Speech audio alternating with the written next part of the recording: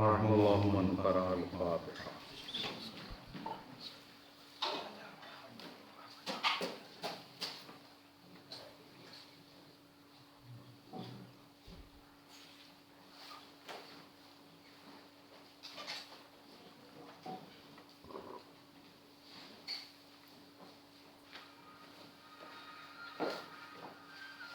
أعوذ بالله السميع العليم من الشيطان اللعين الرجيم بسم الله الرحمن الرحيم الحمد لله رب العالمين والعاقبة للمتقين والجنة للموحدين والنار للموحدين والصلاة والسلام على سيدنا ونبينا بالقاسم محمد اللهم صل على محمد وآل محمد وآل الطيبين الطاهرين المعصومين المظلومين ولعنة الله على أعدائهم وقاتلهم وغاسلي حقوقهم أجمعين من الآن إلى قيام يوم الدين. أما بعد، وقد قال الله الحكيم في كتابه الكريم وهو أصدق القائلين وقوله الحق. بسم الله الرحمن الرحيم.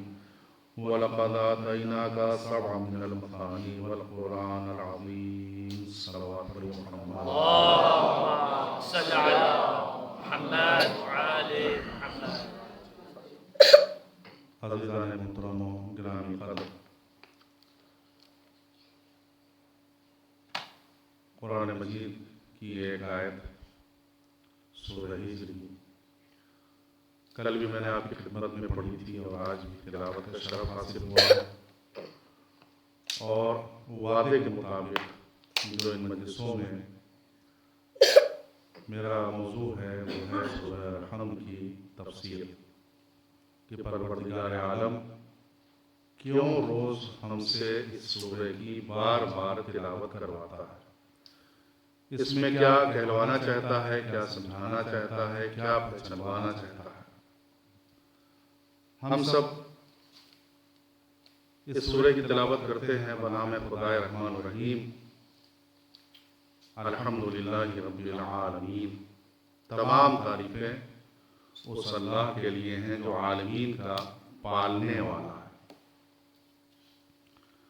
پھر اس کی کوالٹی اور صفت بیان ہوتی ہے، الرحمن الرحیم۔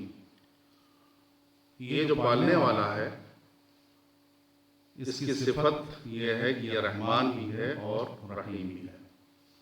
مجھے آج صرف اس ٹکڑے کو لینا ہے اور آپ کی خدمت میں چند باتیں پیش کرنا ہے کہ قرآن مجید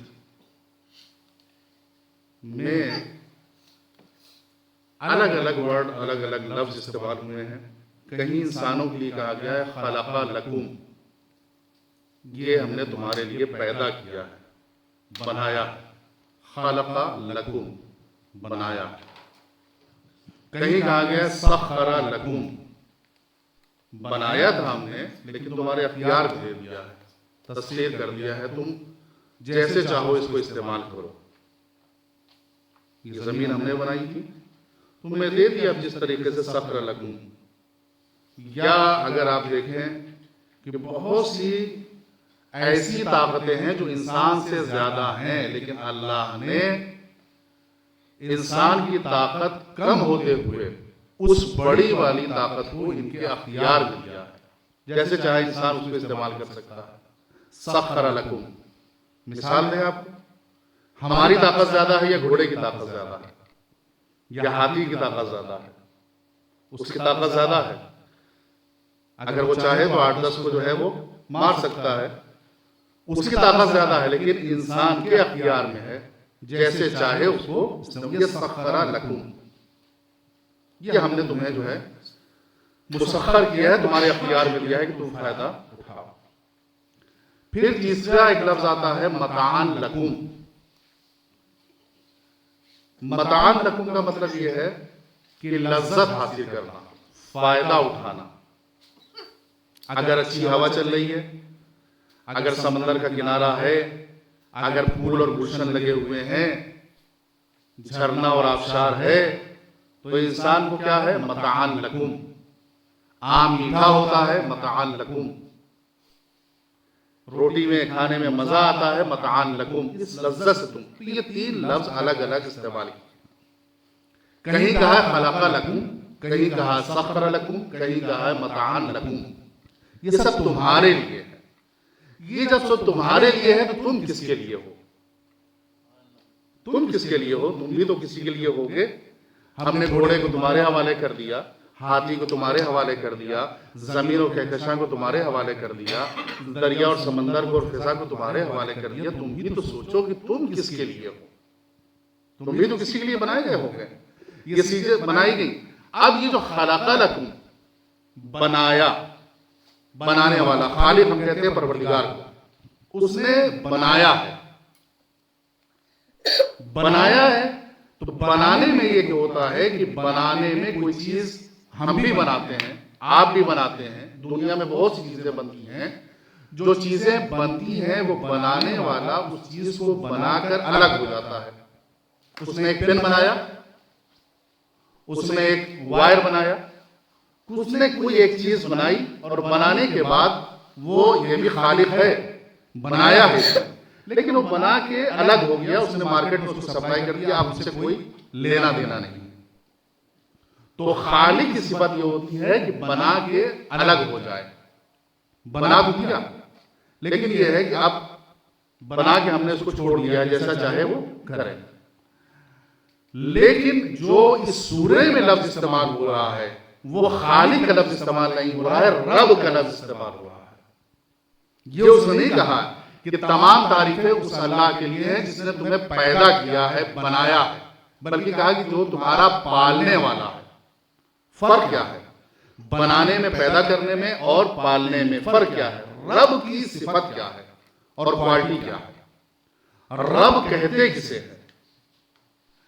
یہ پالنے والے کا لفظ اس نے کیوں استعمال کیا؟ اس سے پہلے کا تمام تعریفیں، یعنی کچھ تعریفیں نہیں، یعنی جتنی نعمتیں تم دیکھو یہ سب کی تعریف جو ہے پلٹتی ہے تو کس کی طرف پلٹتی ہے؟ اللہ کی طرف پلٹتی ہے.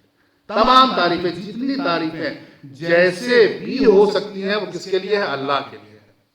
لیکن وہ کیا یہاں خالق نہیں کہہ رہے ہیں، ہم یہاں کہہ رہے ہیں کہ اس کی صفت اور کوالٹی یہ ہے کہ وہ رب ہے. رب وہ پالنے والا ہے، عالمین کا پالنے والا ہے.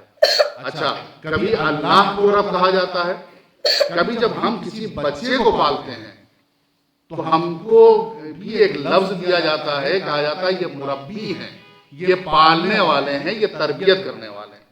تو بندہ بھی بچے کو پالتا ہے اور اللہ بھی بندے کو پال رہا ہے. فرق کیا ہے؟ فرق ہے، دیکھیے، رب کی پہلی صفت یہ ہے کہ جسے پالتا ہے اس کو جس چیز کی ضرورت ہوتی ہے اس کو فراہم کیا کرتا ہے، دیا کرتا ہے. رب اور ربوبیت کبھی تھکتی نہیں ہے کہ کبھی ماں باپ تھک جائیں کہ کہیں کہ نہیں اب ہم کماتے کماتے تھک گئے، 50 سال کے ہو گئے، اب ہم جو ہے پالیں گے نہیں تمہیں، تم آزاد ہو، جو چاہو کرو. یعنی رب جو پالتا ہے اور جس کو پال رہا ہے اس کو آخری وقت تک اس کو سہارا دیتا ہے. یہ ہے رب کی پہلی صفت کہ جتنی چیزوں کی ضرورت ہو اسے فراہم کرتا رہے آخری وقت تک. دوسری کوالٹی اور صفت کیا ہے رب کی، پالنے والے کی؟ کہ اس کی صفت یہ ہے کہ وہ جسے پالتا ہے اس سے کچھ ڈیمانڈ اور مطالبہ نہیں کرتا ہے. ہم اپنے بچے کو پالتے ہیں، کیا 5-10 سال کے بعد کہتے ہیں کہ ہم نے 10 سال تم کو پالا ہے، لاؤ واپس کرو، کچھ ریٹرن دو؟ نہیں، ہم اس سے کچھ مطالبہ نہیں کرتے. آج تک کوئی ماں باپ ایسے ہوئے جنہوں نے کہا ہو کہ ہم نے 30 سال تم کو کھلایا ہے، اب 30 سال تم ہم کو کھلاؤ؟ نہیں. رب پالنے والے کی صفت یہ نہیں ہے. رب کی صفت یہ ہے کہ جب تک چاہیے جو چاہیے میرے بس میں ہے ہم سب تم کو دے دیں گے، اور جس کو دے رہے ہیں اس سے ہم کچھ واپسی کا مطالبہ نہیں کریں گے. پروردگار عالم نے اپنے کو رب کہا ہے اور رب کہلوانے کے بعد یہ پہچانوانا چاہا ہے کہ دیکھو ہمیں پہچان لو کہ ہم نے اپنے کو نہ خالق کہا، نہ الہ کہا، نہ ہم نے کوئی دوسری صفت بیان کی ہے. ہم نے اپنے کو رب کہا، یعنی تم سے ہم کچھ طلب نہیں کریں گے، جو چیزیں تمہیں بندے ہو کر ضرورت ہوگی سب ہم دیتے رہیں گے، جو تمہیں چاہیے وہ ہم دیتے رہیں گے، تم سے کچھ طلب نہیں کریں گے۔ تو اگر رب کے بارے میں ہم یہ سمجھ گئے کہ جس کو پالتا ہے اس سے کچھ مانگتا نہیں ہے، جو اس کو اس لیے ضروری ہوتا ہے اس کو دیا کرتا ہے، تو اگر اللہ کی صفت رب ہے تو اللہ جن نبیوں کو اپنے یہاں سے بھیجے گا ہماری ہدایت کے لیے، ان کی صفت بھی یہی ہونا چاہیے کہ وہ بندوں سے اور امت سے کچھ مطالبہ نہ کریں، بلکہ امت کو جس چیزوں کی ضرورت ہو ان کو فراہم کرتے رہیں۔ یعنی اللہ اگر ہدایت کا سلسلہ رکھے گا اور نبی کو بنا کر بھیجے گا تو نبی بھی وہ ہونا چاہیے جو اپنی امت سے کچھ مانگے نہ، بلکہ امت کو جو چاہیے اس کو عطا کرتا رہے۔ اسی لیے نبی نے 63 سال تبلیغ کی اور یہ بتایا کہ ہم نے کچھ نہیں مانگا ہے، اگر مانگا تو صرف اتنا کہا قُلْ لَا أَسْأَلُكُمْ عَلَيْهِ أَجْرًا إِلَّا الْمَوَدَّةَ فِي الْقُرْبَىٰ۔ ایک صلوات پڑھیے محمد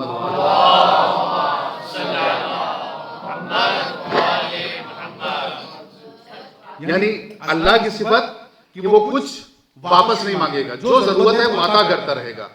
تو اس کی طرف سے جو آئے گا نبی بن کر اس کی بھی یہی صفت ہونا چاہیے، جو ہادی رہبر پیشوا بن کر آئے اس کی بھی یہی صفت ہونا چاہیے کہ وہ اپنے امت والوں کو سب کچھ دیتا رہے، ان سے کچھ واپس نہ مانگے۔ اور نبی اگر انتقال کر جائیں تو نبی کی مسند پر پھر اسی کو آنا ہوگا، وہی آئے گا کہ جو بندوں سے امت سے کچھ مانگے نہ، بلکہ بندے اس کے دروازے پر کھڑے نظر آئے، علی ہم سے جو ہے وہ بیعت لے لو۔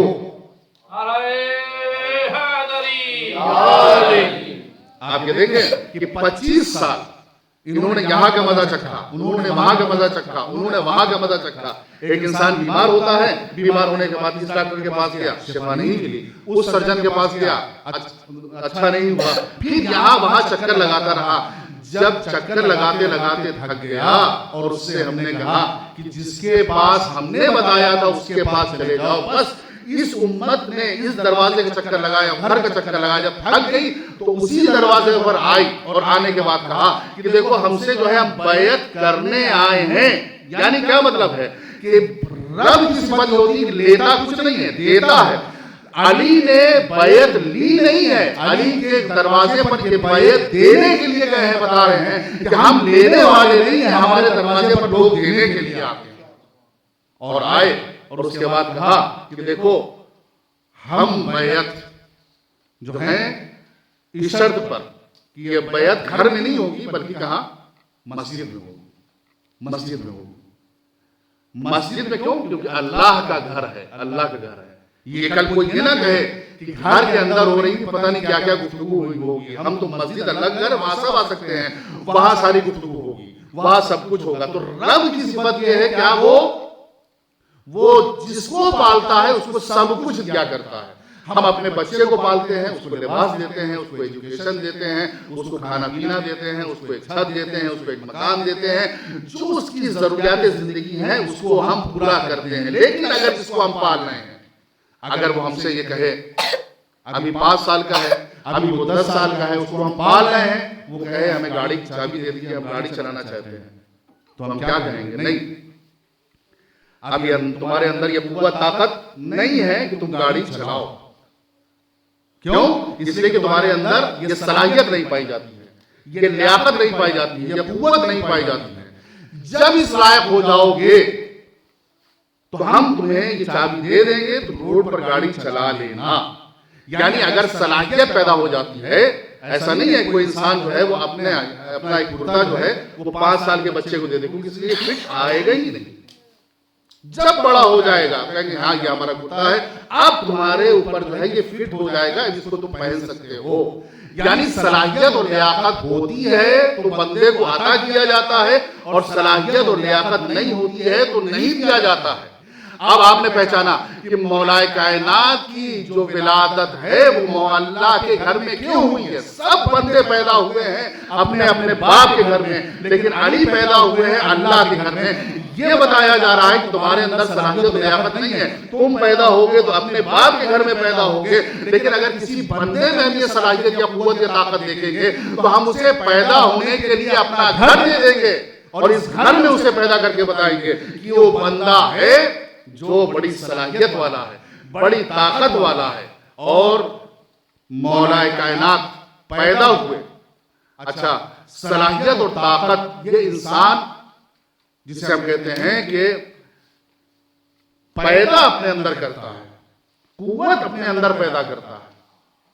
ہم جو ہے بڑے آرام سے کہہ دیتے ہیں ارے بھائی ہم مجلسوں میں سنتے ہیں جناب میثم کے فضائل سنتے ہیں, جناب ابو ذر کے مسائل کے ہم جو ہے فضائل سنتے ہیں, جناب سلمان کے کہ ان کی جو ہے جناب میثم کی زبان کاٹ دی گئی, جناب سلمان کے ساتھ جو ہے ایسا مسئلہ ہوا, جناب ابو ذر کو رفضا. اب ہم یہ کہہ دیتے ہیں ارے ہم ان کی طرح کہاں ہو سکتے ہیں, ہم تو کمزور بندے ہیں, ہم کہاں ہو سکتے ہیں میثم کی طرح, ہم کہاں ہو سکتے ہیں مرداد کی طرح, ہم کہاں ہو سکتے ہیں رشید کی طرح, ہم کہاں ہو سکتے ہیں یوسف کی طرح, وہ کہاں ہم کہاں. لیکن نہیں, ہمیں اپنی طاقت کا اظہار کرنا ہوگا, ہمیں اپنی طاقت کا مظاہرہ کرنا ہوگا. آل محمد ہمیں گلے لگانے کے لیے بےتاب ہیں. کیسے بےتاب ہیں؟ وہ چاہتے ہیں کہ یہ میرا چاہنے والا ہے مجھ سے قریب آ جائے, وہ بےتاب ہے, قریب کرنا چاہتے ہیں. لیکن ہم اگر اپنی جگہ پر بیٹھے رہیں گے تو کبھی قریب نہیں ہوں گے. ہمیں اپنا جتنی طاقت ہے اس کا اظہار کرنا ہوگا کہ ہم آپ سے قریب ہونا چاہتے ہیں. مثال سنیے, سبھی نے چھوٹے چھوٹے بچوں کو پالا ہے, گھروں میں چھوٹے چھوٹے بچے ہیں. ایک چھوٹا بچہ ابھی 3 مہینے کا ہے, 4 مہینے کا ہے, اور وہ گہوارے میں جھولے میں لیٹا ہوا ہے. جب وہ پہچاننے لگتا ہے اپنے ماں باپ کو, ذرا توجہ فرمائیے گا, باپ گزرا, اب وہ پہچاننے لگا, اس نے مڑ کے گردن موڑی اور دیکھا باپ. باپ ماں گزری, اس کو دیکھا, جس کو اس کو یہ پہچاننے لگا, اس کی طرف یہ بچہ جو جھولے میں لیٹا ہوا ہے یہ مڑ مڑ کے دیکھنے لگتا ہے. لیٹا ہوا ہے, اس کا دل چاہ رہا ہے کہ ہم ہی جو ہیں آپ کے پاس پہنچ جائیں, آپ سے قریب ہو جائیں, آپ سے قریب ہو جائیں. ہم جھولے کے پاس گئے, طاقت میں وہ بہت کمزور ہے, ہماری طاقت بہت زیادہ ہے. ہم اس کے باپ ہیں, ہم اس کے چچا ہیں, ہم اس کے بھائی ہیں. اس کی طاقت ہم سے بہت کم ہے, بہت. لیکن اس نے اپنی طاقت کا اظہار کیا, مظاہرہ کیا. کیسے مظاہرہ کیا؟ اس کو ہم سے قریب ہونا تھا, ہماری گود میں, ہماری آغوش میں آنا تھا. اگر وہ لیٹا رہتا اور اپنے ہاتھوں کو نہ پھیلاتا یا اسمائل نہ کرتا یا مسکراتا نہ, تو ہم نہیں سمجھتے کہ یہ کیا چاہ رہا ہے. لیکن جو اس کو بس طاقت اللہ نے دی تھی اس کا اس نے اظہار کیا, کروٹ لی, مسکرایا, دونوں ہاتھوں کو پھیلایا. اتنی طاقت ہے اس کے پاس, اٹھ نہیں سکتا ہے, لیکن اس کے بعد جو طاقت تھی اس کا اس نے اظہار کیا. ہم سمجھ گئے ہماری گود میں آنا چاہتا ہے. اس کی طاقت اتنی تھی. اب جو یہ بڑی طاقت ہے, باپ کی شکل میں, ماں کی شکل میں, بہن کی شکل میں, یہ سمجھ گئی کہ یہ ہم سے قریب ہونا چاہتا ہے, ہمارے آغوش میں آنا چاہتا ہے. بڑی طاقت آگے بڑھی اور اپنے دونوں ہاتھوں کو آگے کر لیا. ادھر سے بڑے ہاتھ بڑھے, ادھر سے چھوٹے ہاتھ بڑھے, اور بڑے ہاتھ نے سہارا چھوٹے ہاتھ کو دے دیا, اور چھوٹے ہاتھ کو جیسے ہی سہارا ملا ویسے ہی وہ ہمک کر ہماری آغوش میں آ گیا. اگر وہ لیٹا رہ جاتا تو وہیں رہتا, لیکن اس نے یہ بتایا کہ جتنی طاقت ہمارے پاس تھی اس کا ہم نے اظہار کیا, اتنی طاقت ہم نے خرچ اور صرف کی, تو بڑا جو ہے سمجھ گیا کہ ہم اس سے قریب ہونا چاہتے ہیں. بس جیسے ہی جس نے طاقت کا اظہار کیا بڑے کے پاس پہنچ گیا تو بڑے کی آغوش میں آ گیا. اس کا مطلب یہ ہے کہ اگر کوئی چھوٹا اپنی طاقت کا اظہار کرے تو بڑا اس کو سہارا دے کر اپنے قریب کر لیا کرتا ہے. صحیح کہ میثم جو ہے بہت اونچے مقام کے حامل تھے, رشید اپنی جگہ پر تھے, ہم ان کی جگہ پر نہیں ہو سکتے ہیں, لیکن اپنی چھوٹی طاقت کا اظہار تو کریں.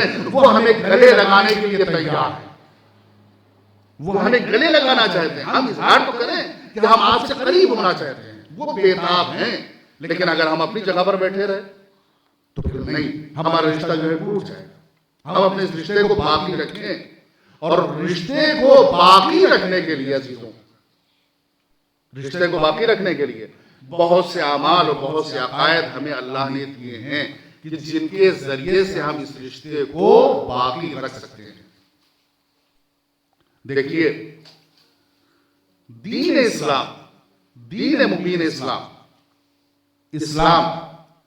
ہم نے اگر اس کو قبول کر لیا ہے اور اس کے دائرے اور اس کے حدود میں آ گئے ہیں، اس کی کشتی پر سوار ہو گئے ہیں، تو پھر اب ہمیں اسی اسلام میں رہنا ہوگا۔ 50-50 کا معاملہ نہیں چلے گا کہ آج اسلام کل اسلام سے باہر۔ ہم طے کر لیں کہ بس اسلام کو ہم نے قبول کر لیا ہے تو اسلام میں ہمیں رہنا ہوگا، اس سے باہر ہم نہیں جا سکتے۔ کشتی اسلام میں ہم سوار ہیں تو اگر ایک چھوٹا سا سوراخ بھی اس میں ہو جائے گا تو کیا ہوگا؟ پانی آئے گا اور کشتی ڈوب جائے گی۔ یعنی اگر ہم 99 باتوں کو مانیں لیکن اگر ایک بات کو نہ مان رہے ہوں تو پھر یہ ہماری کشتی جو ہے وہ ڈوب جائے گی۔ ماننا ہے تو پورے طریقے سے اسلام کو ماننا ہے، چاہے جو بھی حالات ہو جائے، جو بھی جیسی بھی کنڈیشن ہو جائے، ہمیں اسلام کو ماننا ہے۔ اور اس کے لیے کیا کہ بہت سا ایسا ہوتا ہے، بہت ایسا وقت آتا ہے کہ ہم طے نہیں کر پاتے کہ کتنا اسلام میں رہے اور کتنا اسلام سے باہر رہے۔ ہمیں یہ طے کرنا پڑے گا کہ آ گئے اس دائرے میں تو اب اسلام ہے، اس سے ہٹ کر ہم باہر نہیں جا سکتے۔ اسلام اگر ہم سے کوئی مطالبہ کرتا ہے، یہ مجلسیں ہمارے اندر دینداری بڑھانے کے لیے ہونا چاہیے۔ ہمارا دین بڑھ رہا ہے کہ نہیں، ہم یہ چیک کریں۔ ہم دین سے مانوس ہو رہے ہیں کہ نہیں ہو رہے ہیں؟ ایسا تو نہیں کہ ہم دین سے دور ہوتے جا رہے ہیں۔ ہم دعائے ندوہ میں ایک جملہ اپنے آخری امام اجل اللہ تعالیٰ فضل الشریف کے لیے ایک سوال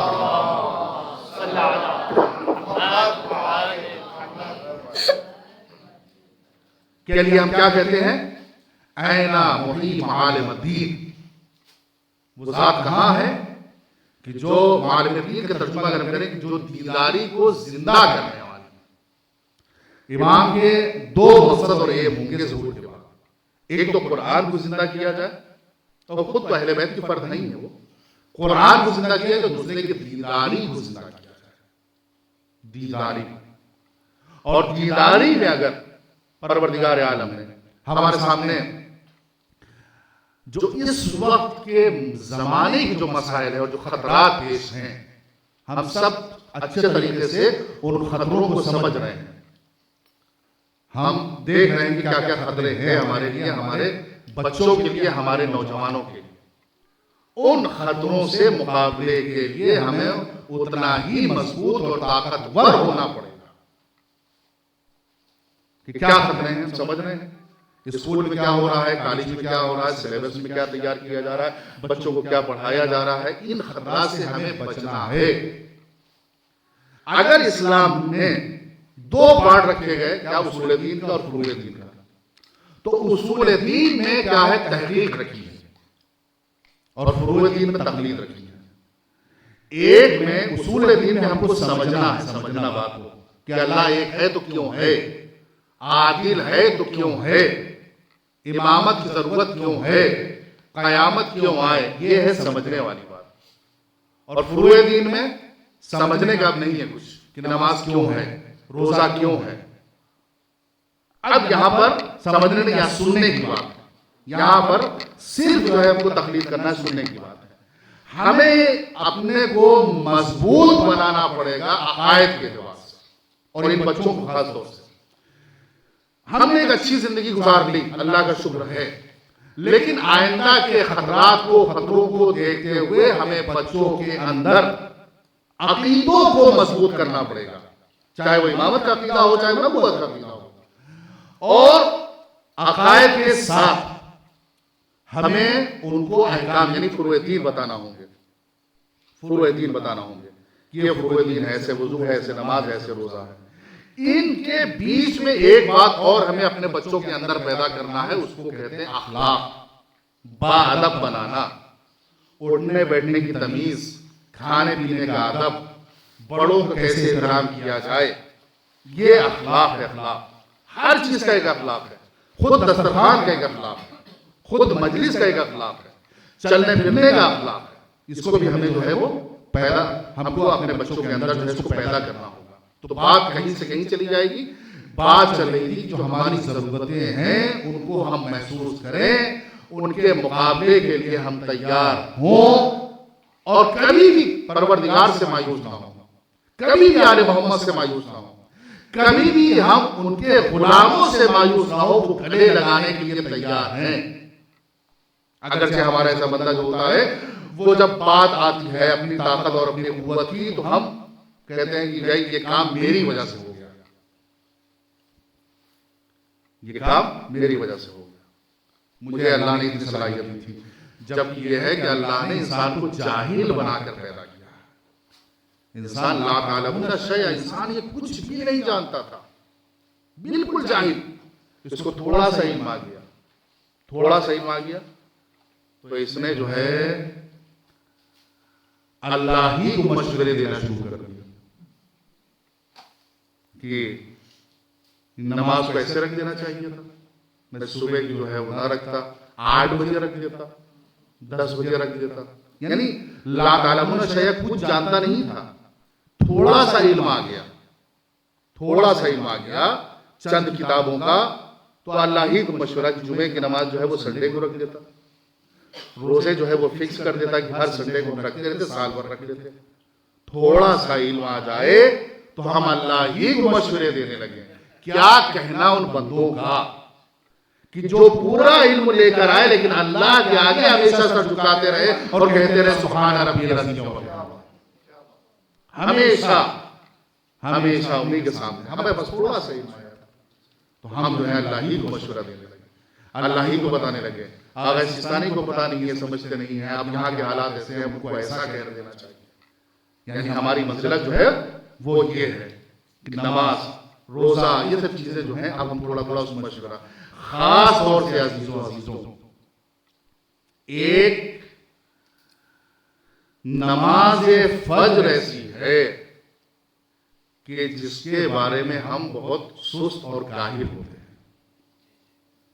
کاہل ہوتے ہیں۔ ارے اب 2:30 بجے، 2:45 بجے وقت ہو رہا ہے، کیسے 5 بجے ہماری آنکھ کھلے گی، کیسے ہماری 5 بجے آنکھ کھلے گی، کیسے ہم 4:30 بجے جو ہے اٹھنے، اور اٹھنے کے بعد 11 بجے ہم سوئے ہیں اور اس کے بعد 3 بجے اٹھ کر 2 رکعت نماز پڑھیں۔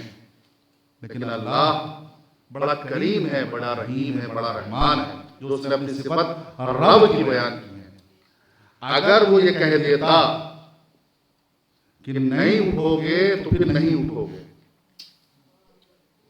تو ہر آدمی چوکنا رہتا۔ یہ فجر کی نماز کا ثواب 2 بار لکھا جاتا ہے، ساری نمازوں کا ثواب 1 بار ہے، لیکن فجر میں چونکہ ملائکہ کی فرشتوں کی کرام الکاتبین رقیب اور عتید کی ڈیوٹی بدلتی ہے، تو جو فرشتہ جاتا ہے وہ لکھ دیا جاتا ہے اور جو آتا ہے وہ لکھتا ہے۔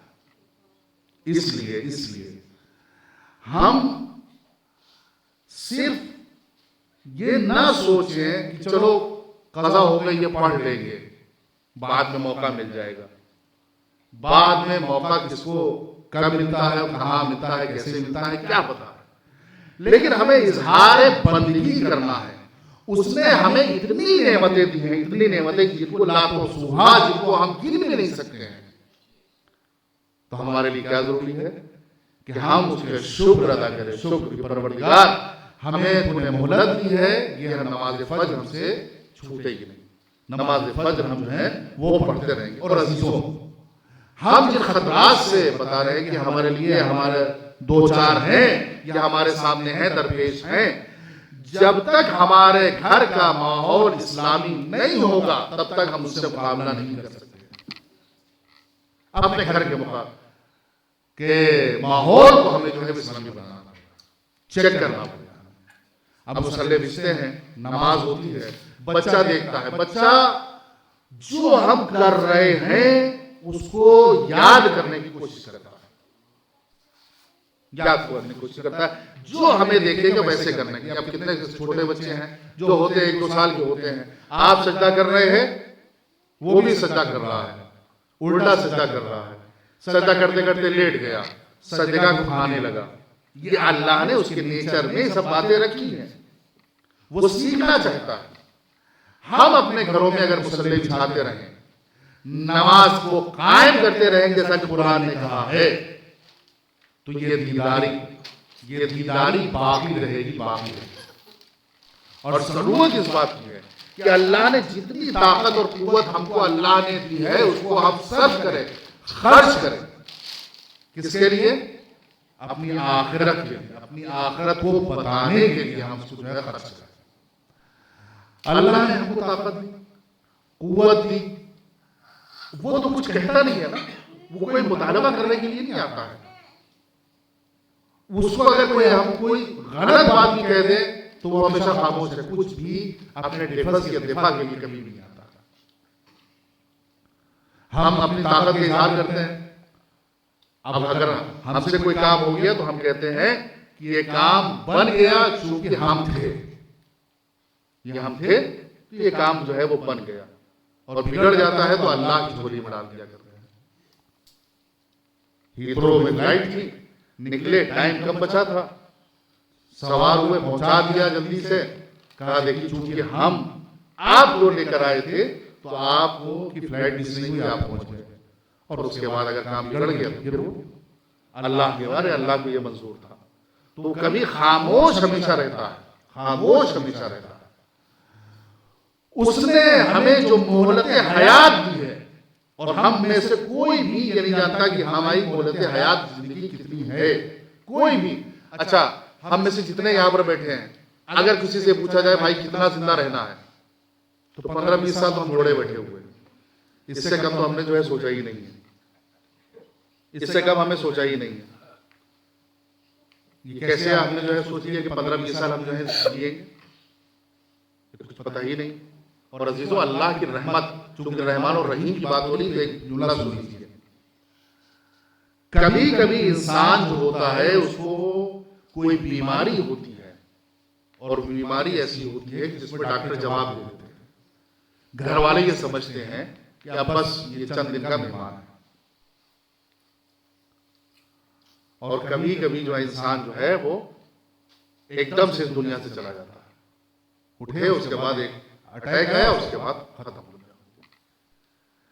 جن کو بیماری ہو جائے ان کو اللہ کی ایک مہربانی ہے کہ اس نے ایک اشارے میں سمجھا دیا کہ ابھی تمہارے پاس چانس ہے, توبہ کر لو, استغفار کر لو.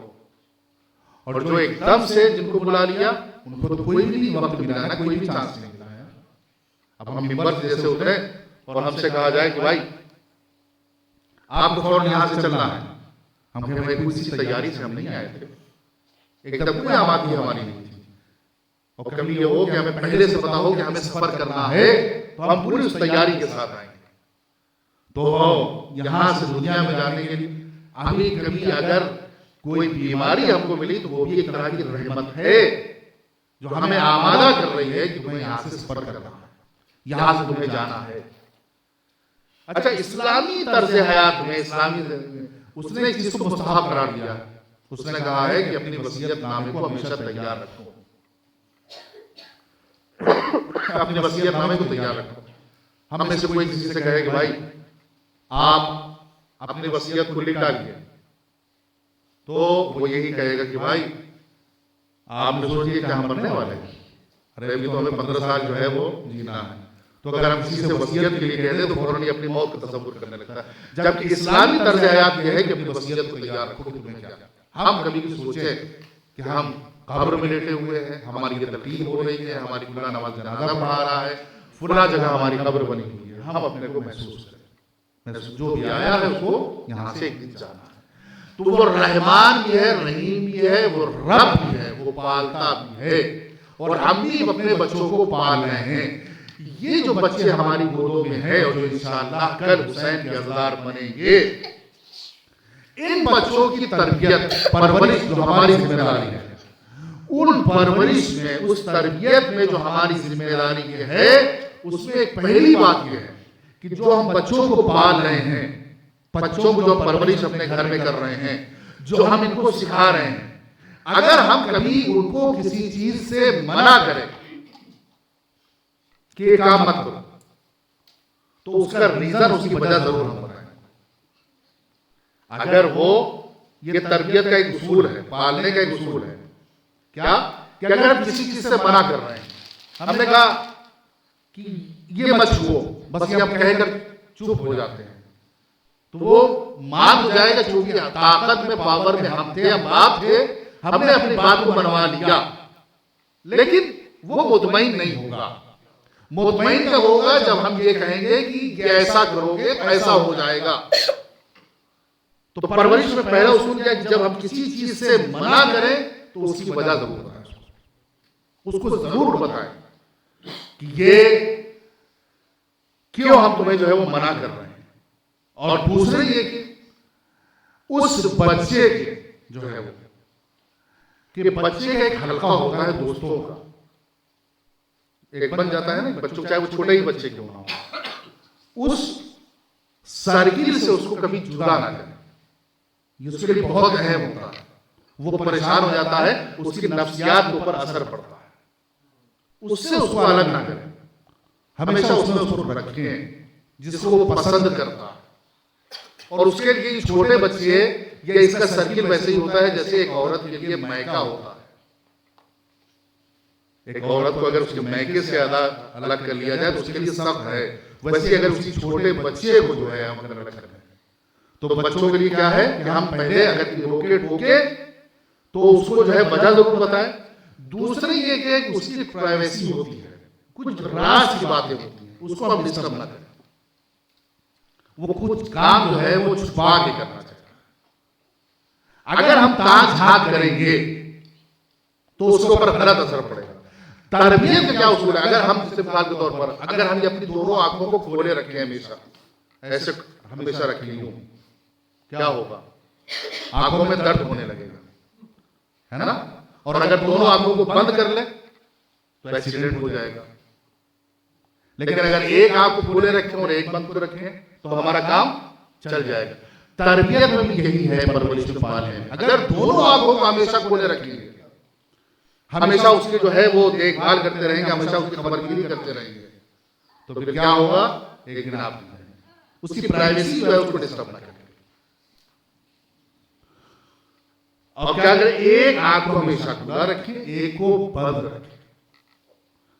پھر یہ ہے کہ کبھی کبھی بچہ کوئی غلط کام کرتا ہے تو ہم یا تو اس کے ایسے دوست بن کر رہیں کہ وہ اپنی جو اس نے کیا ہے اس کو ہمیں بتا دے کہ ہم سے یہ غلطی ہو گئی، اسکول گئے تھے تو ہم سے یہ غلطی، ہم اس کے دوست بن کر۔ تو اس وجہ سب سے بڑا ہمارے لیے مرحلہ یہ ہے کہ بچوں کی تربیت، ان کی پرورش کیسے کی جائے۔ ہم بھی رب ہے لیکن رب مجازی ہیں، وہ رب ہے وہ رب حقیقی ہے۔ ہم پالتے ہیں اپنے اعتبار سے، وہ پالتا ہے اپنے اعتبار سے۔ ہمارے پاس جتنی صلاحیت ہے ہم اس کو خرچ کرتے ہیں، اس کے پاس جتنی طاقت ہے وہ جو ہے عطا کیا کرتا ہے، اس کے اعتبار سے عطا کیا کرتا ہے۔ تو ہم آج کے دور میں جو ہماری ضرورت ہے وہ یہ کیا ہے کہ ہم نسل نو کو اتنا مضبوط بنا دیں کہ چاہے لہریں اٹھے، چاہے طوفان اٹھے، لیکن ان کے عقائد پہ بھی ڈسٹرب نہ ہو، ان کے پیروں میں احکام میں کبھی لغزش نہ آنے۔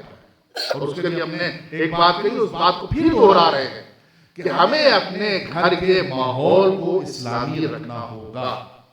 قرآن رکھ دینے سے کام نہیں چلے گا کہ ہم نے قرآن رکھ دیا، مصلی رکھ دینے سے اسلامی نہیں ہو جائے گا، اس کا اظہار ہمیں کرنا پڑے گا کہ ہم اسلامی ہیں۔ قرآن ہمارے یہاں کھلتا ہے، ہمارے یہاں پڑھا جاتا ہے، مصلی ہمارے یہاں بچتا ہے۔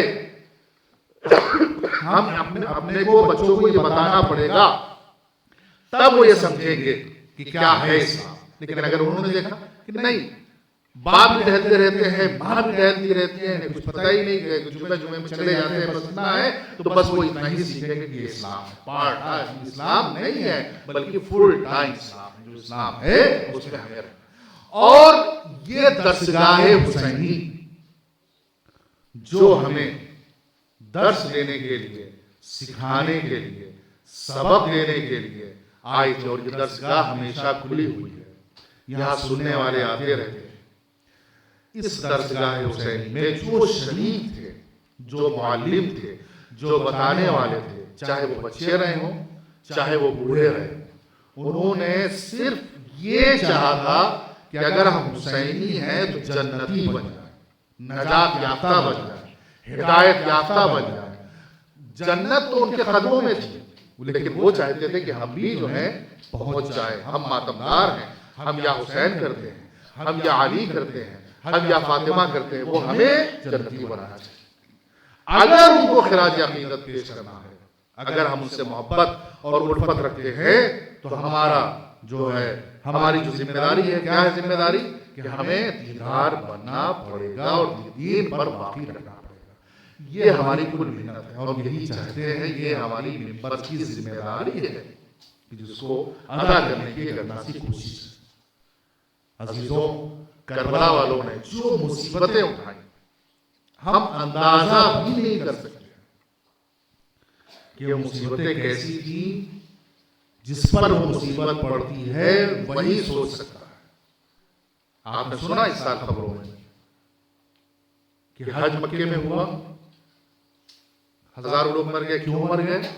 اس لیے کہ پانی نہیں تھا، اس لیے کہ دھوپ تیز تھی۔ اب آج ہر انسان جو ہے افسوس کر رہا ہے کہ اللہ کے گھر کے مہمان تھے، یہ فوت ہو گئے۔ لیکن سوچئے، وہ کربلا والے جو پیاسے تھے اور پیاسے رہے،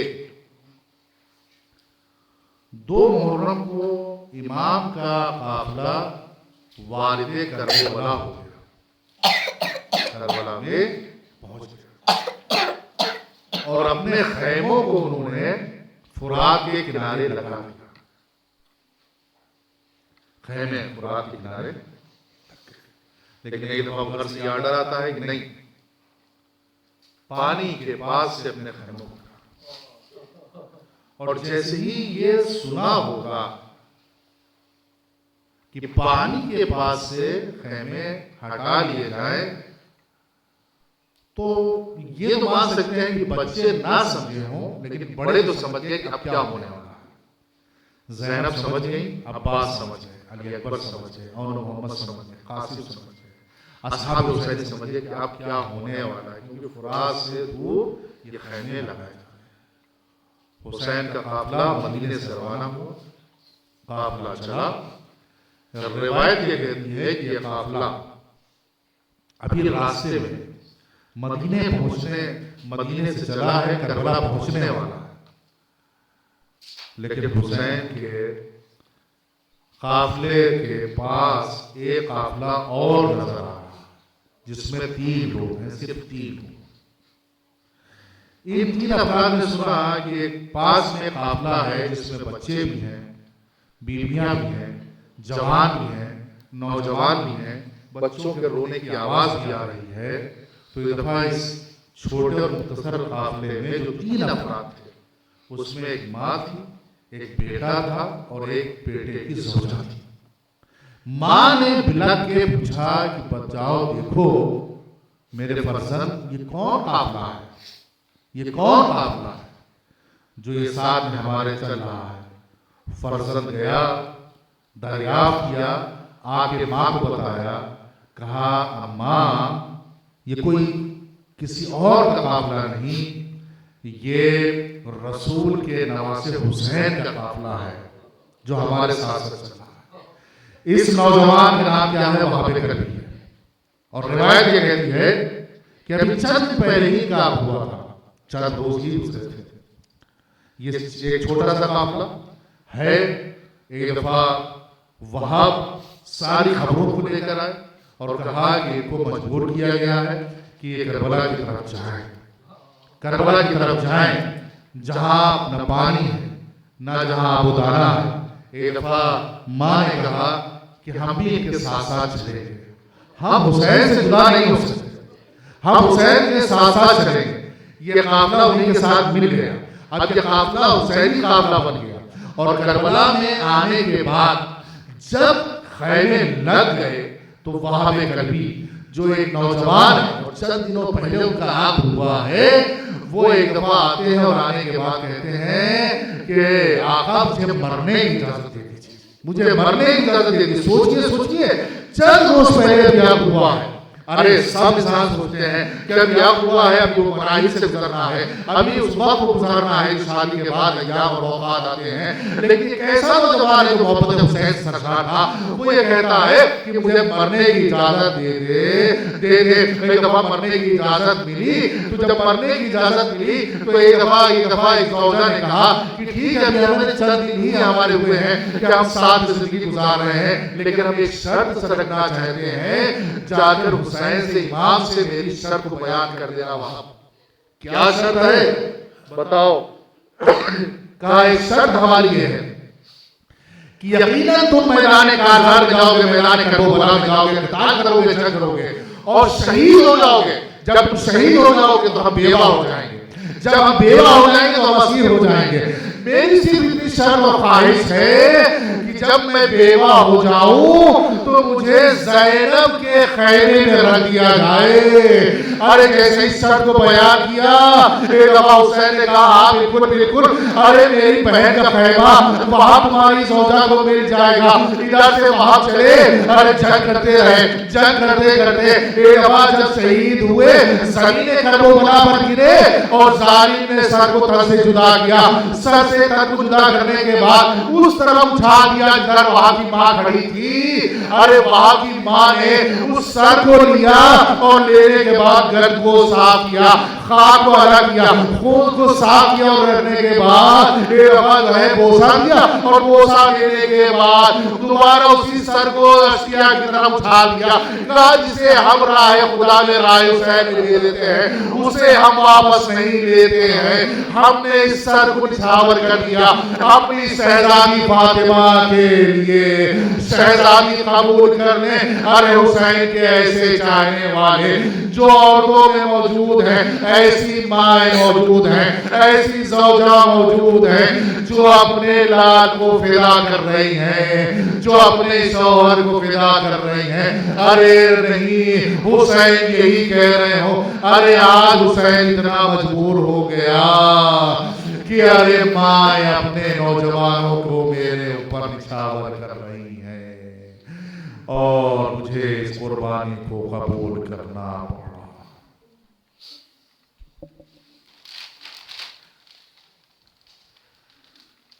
الا رحمۃ اللہ قوم الظالمین وسيعلم الذين ظلموا أي منقلب ينقلبون إلهي برب الزهراء وأبيها وبعلها وبنيها وسر المستودعة۔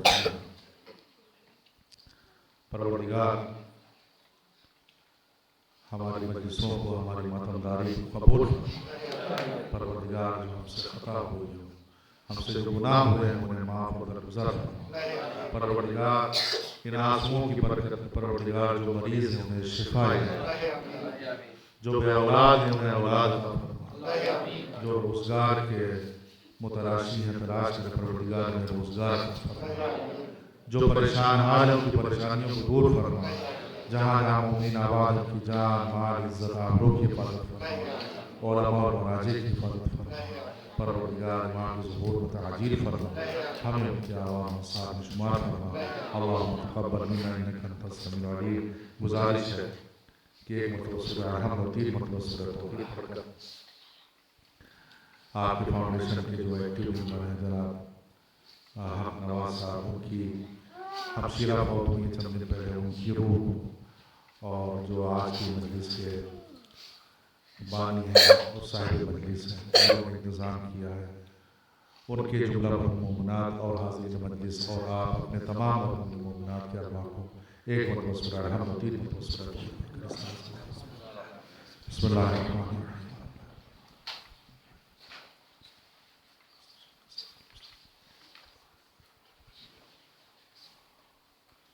بسم اللہ الرحمن الرحیم۔